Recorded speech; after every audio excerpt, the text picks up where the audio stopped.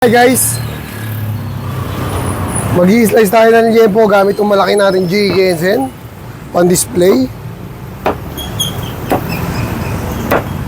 Yan. Ganyan lang tayo mag-slice guys. Hindi po tayo kagalingan mag-slice. Marunong lang ng konti.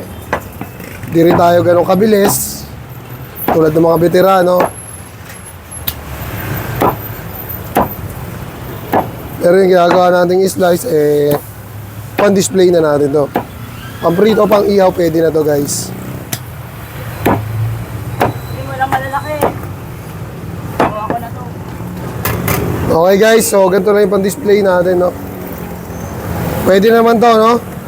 Pwede na to mga guys. Yan. Para sa mga gusto mag-avail ng ganitong meat cleaver, nasa comment section yung link guys. Panalo na dito yung mga customer natin. Yeah, panalo na yan dyan.